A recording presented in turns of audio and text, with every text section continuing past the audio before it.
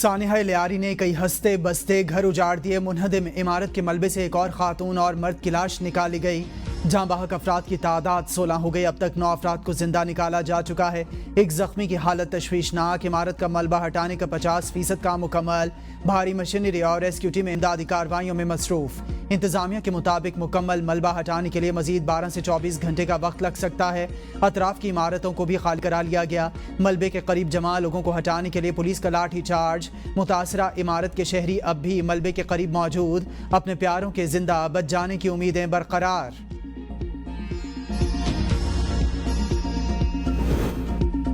عمارت گرنے کے بعد 9 افراد کی لاشیں اور 9 زخمی ٹراما سینٹر لائے گئے. ایک خاتون دوران علاج انتقال کر گئیں. سی ای او ٹراما سینٹر ڈاکٹر صابر کے مطابق 6 زخمیوں کو ڈسچارج کر دیا. 3 مریض اب بھی اسپتال میں زیر علاج ہیں. سول اسپتال اور ٹراما سینٹر میں ایمرجنسی نافذ. انچارج ریسکیو عدیل عاصم کا کہنا ہے کہ عمارت کی بیسمنٹ والی سائڈ کلیئر ہو گئی.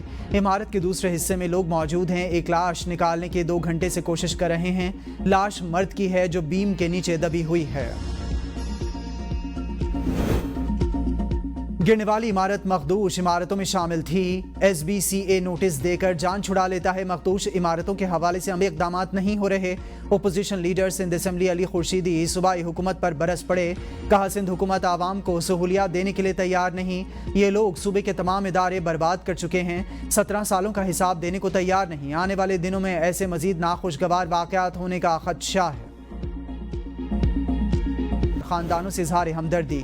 پاکستان اور آذربائیجان کے درمیان $2 ارب کے سرمایہ کاری معاہدے پر دستخط. وزیر اعظم کے آذربائیجان کے صدر شوکت مرزیوف سے ملاقات. 2 طرفہ تعلقات کو مزید مضبوط بنانے پر زور. ای سی او سربراہی اجلاس کے موقع پر وزیر اعظم کے ایران کے صدر مسعود پزشکیان سے ملاقات. دونوں رہنماؤں کی اسرائیلی جارحیت کی شدید مذمت. وزیر اعظم کی ترکی کے صدر رجب طیب اردوان سے بھی ملاقات. تجارت، دفاع اور توانائی تعاون پر تبادلہ خیال.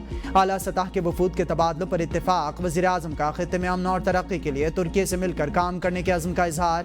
شہباز شریف نے ازبکستان کے صدر سے بھی ملاقات کی. تجارت، سرمایہ کاری سمیت دیگر شعبوں میں تعاون بڑھانے پر اتفاق. علاقائی روابط کے منصوبوں خصوصاً ٹرانس افغان ریلوے منصوبے کی حمایت پر زور. وزیر اعظم شہباز شریف آذربائیجان کا دورہ مکمل کر کے وطن واپس پہنچ گئے.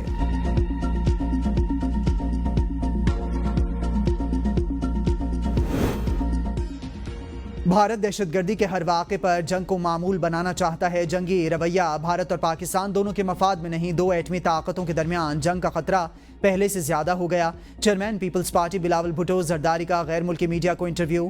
کہا نان سٹیٹ ایکٹرز کے ہاتھوں میں 1 ارب 70 کروڑ لوگوں کا مستقبل نہیں دے سکتے. بھارت نے دہشت گرد حملے کے بعد شواہد نہ اپنے لوگوں سے شیئر کیے اور نہ ہی پاکستان اور بین الاقوامی برادری کے سامنے رکھے.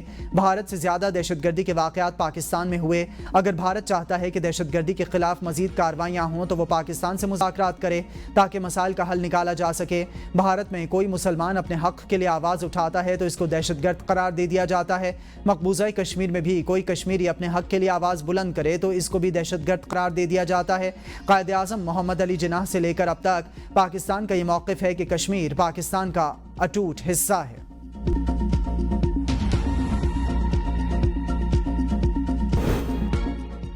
شہدائے کربلا کی عظیم قربانی کی یاد میں شہر شہر 9ویں محرم الحرام کے جلوس اور مجالس کا اہتمام. سیکیورٹی کے انتہائی سخت انتظام. رینجرز کے دستے سیکیورٹی میں پولیس کی معاونت کے لیے موجود. Walk through gates, metal detectors سمیت جدید آلات سے چیکنگ. کنٹرول روم میں سی سی ٹی وی کیمروں کے ذریعے جلوسوں کی نگرانی. جلوس کے راستے کنٹینرز رکھ کر بند کر دیے گئے. موبائل فون سروس بھی معطل. اسلام آباد میں 9ویں محرم الحرام کا مرکزی جلوس امام بارگاہ اثنائے عشری سے برآمد ہوگا. کراچی میں مرکزی جلوس حسینیہ ایرانیہ کھارا در سے، جبکہ پشاور میں امام بارگاہ حسینیہ ہال سے برآمد ہوگا. عزادار سینہ کوبی اور زنجیر زنی بھی کریں گے. سکھر روہڑی میں شمع گل کر دی گئی. نوڈھال تازیہ برآمد. ہر طرف یا حسین کی صدائیں گونج اٹھیں. 500 سال پرانے تاریخی ماتمی جلوس میں ملک بھر سے آئے ہزاروں آزادار شریک. ہجوم کے دباؤ کی وجہ سے 15 سے زائد آزادار بے ہوش. ریسکیو عملے نے طبی امداد فراہم کی. لاہور، کوئٹہ سمیت ملک کے مختلف شہروں میں جلوس رواں دواں. جلوسوں کے راستوں میں ٹھنڈے اور میٹھے پانی کی سبیلیں بھی لگائی گئیں. گورنر پنجاب سردار سلیم حیدر کی اپنے آبائی گھر ڈہرنال اٹک میں ماتمی جلوس میں شرکت، جلوس کے سیکیورٹی اور انتظامی امور کا جائزہ بھی لیا گیا۔ گورنر پنجاب نے کہا کہ اہل بیت کی عظیم قربانی کو رہتی دنیا تک فراموش نہیں کیا جا سکتا۔ کربلا میں انسانیت، صبر، قربانی اور عدل کی مثال قائم کی گئی۔ ہمیں اپنے ملک کو فرقہ واریت کی آگ سے نکالنا ہوگا۔ گورنر ہاؤس پشاور میں محرم الحرام کی مناسبت سے حسین سبقہ کے عنوان سے علماء کرام اور مشائخ اعظم کی کانفرنس۔ گورنر فیصل کریم کنڈی نے کہا کہ کربلا کا فلسفہ ہمیں سکھاتا ہے کہ ظلم اور باطل کے سامنے سر نہیں جھکایا جا سکتا۔ تمام علماء کرام اور صوبہ بھر کے عوام کو بھائی چارے کو فروغ دینا چاہیے۔ علماء کرام نے باہمی بھائی چارے اور اتفاق کے لیے کانفرنس پر انعقاد پر گورنر خیبر پختونخوا کو خراج تحسین پیش کیا۔ مودی نے کربلا کی یاد کو جرم بنا دیا۔ کشمیر میں مذہبی جلوس روک کر مودی انسانیت کا قتل کر رہا ہے۔ حریت رہنما یاسین ملک کی اہلیہ مشال ملک کا ویڈیو پیغام۔ کہا مودی حکومت نے محرم کی صداؤں کو دبانے کی کوشش کی۔ جیلوں میں قید بیٹے رہا۔ عاشورہ کے جلوسوں کی اجازت دی جائے۔ OIC اور عالمی برادری کا ضمیر کب جاگے گا؟ راولپنڈی اور اسلام آباد میں رات بھر موسلادھار بارش۔ سیدپور کے مقام پر سب سے زیادہ 80 ملی میٹر بارش ریکارڈ کی گئی۔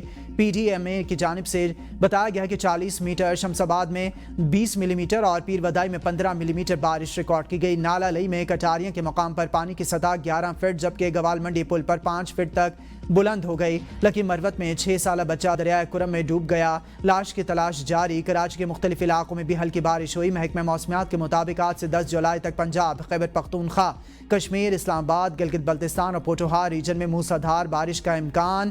PDMA کی یوم عاشور پر کل پنجاب بھر کے بیشتر اضلاع میں شدید بارشوں کی پیش گوئی۔ پنجاب اور بلوچستان کے کچھ حصوں میں ندی نالوں میں سیلابی صورتحال پیدا ہو سکتی ہے۔ 6 سے 8 جولائی کے دوران پہاڑی علاقوں میں لینڈ سلائیڈنگ کا امکان۔ خیبر پختونخوا اور گلگت بلتستان میں گلیشیئرز پگھلنے سے گلگت بلتستان اور خیبر پختونخوا میں سیلاب کا خدشہ۔ مظفر آباد میں تیز بارش کے بعد شارع نیلم لینڈ سلائیڈنگ کے باعث بند۔ نیلم ویلی روٹ پر آنے والی گاڑیوں میں سینکڑوں مسافر پھنس گئے۔ اطلاع کے باوجود ضلع انتظامیہ مظفر آباد کا کوئی ایک اہلکار نہ خود آیا نہ ہی موقع پر مشینری بھیجی گئی۔ مسافروں اور سیاحوں کو مشکلات کا سامنا۔ ہزروں میں دریائے سندھ میں پانی کی سطح بلند۔ شادی خان گاؤں کے مقام پر دواخانہ بدوش فیملیاں دریا میں پھنس گئیں۔ بچوں اور خواتین سمیت متعدد افراد کی زندگیاں خطرے میں پڑ گئیں۔ ریسکیو 1122 کی امدادی ٹیمیں جائے وقوع کی جانب روانہ۔ دریا کی سطح مسلسل بلند ہونے پر قریبی آبادیوں کو الرٹ جاری کر دیا گیا۔ مقامی افراد کو محتاط رہنے کی ہدایت۔ نون لیگ کی مخصوص نشستوں کی تقسیم کار کے خلاف دائر درخواست 7 جولائی کو سماعت کے لیے مقرر۔ پشاور ہائی کورٹ کے جسٹس صاحبزادہ اسد اللہ اور جسٹس ڈاکٹر خورشید اقبال پر مشتمل 2 رکنی بینچ سماعت کرے گا۔ نون لیگ نے موقف اختیار کیا ہے کہ اس کی صوبائی اسمبلی میں 7 نشستیں ہیں۔ JUIF کو 7 نشستوں پر 10 جبکہ نون لیگ کو 8 مخصوص نشستیں دی گئی ہیں۔ تقسیم کا اعلامیہ کالعدم قرار دے کر نئی تقسیم کی جائے۔ وزیراعظم کی ہدایت پر جشن آزادی اور آپریشن مارکہ حق کی تقریبات کے لیے اعلیٰ سطح کی کمیٹی قائم۔ وفاقی وزیر احسن اقبال کمیٹی کے کنوینئر اور وزیر داخلہ محسن نقوی شریک کنوینئر مقرر۔ کمیٹی کے دیگر اراکین میں وزیر اطلاعات عطا اللہ تارڑ، رانا ثناء اللہ، وفاقی وزیر ڈاکٹر خالد مقبول صدیقی، وزیر ثقافت حذیفہ رحمان اور دیگر اراکین شامل ہوں گے۔ اعلیٰ سطح کی کمیٹی جشن آزادی کے حوالے سے قومی اور علاقائی تقریبات، سیکیورٹی اور میڈیا مہمات کی نگرانی کرے گی۔ تقریبات کا موضوع مارکہ حق اور عملی یکجہتی قرار دیا گیا ہے۔ چیئرمین پیپلز پارٹی بلاول بھٹو کہتے ہیں 5 جولائی 1977 پاکستان کی تاریخ کا سیاہ ترین باب ہے۔ اس دن عوامی منتخب حکومت پر شبخون مار کر نہ صرف پاکستان کو اندھیروں میں دھکیلا گیا بلکہ اس دن قومی نفرت اور تقسیم کے بیج بوئے گئے۔ اثرات آج بھی ہمارے سیاسی، سماجی اور قومی شعور کو مجروح کر رہے ہیں۔ آئیں مل کر آمریت کے ان اندھیروں کا خاتمہ کریں اور قومی اتحاد کو فروغ دیتے ہوئے نفرت، انتشار اور شخصی اقتدار کی دلدل سے نکل کر ایک روشن، جمہوری اور مضبوط پاکستان کی جانب قدم بڑھائیں۔ وزیر اعلیٰ سندھ مراد علی شاہ نے کہا جمہوریت کی پامالی پاکستان کی تاریخ کا سیاہ باب ہے۔ آج بھی جمہوریت اور ملک کی سالمیت کے خلاف سازشیں ہو رہی ہیں۔ کیپٹن کرنل شیر خان شہید نشان حیدر کی 26ویں برسی۔ ثوابی میں شہید کے مزار پر پھول رکھنے کی تقریب۔ IGFC نارتھ میجر جنرل انجم ریاض کی شہید کے مزار پر حاضری، فاتحہ خوانی کی اور شہید کی قبر پر پھول رکھے۔ مارکہ کارگل میں دشمن کے دانت کھٹے کرنے والے قومی ہیرو کو قوم کا سلام۔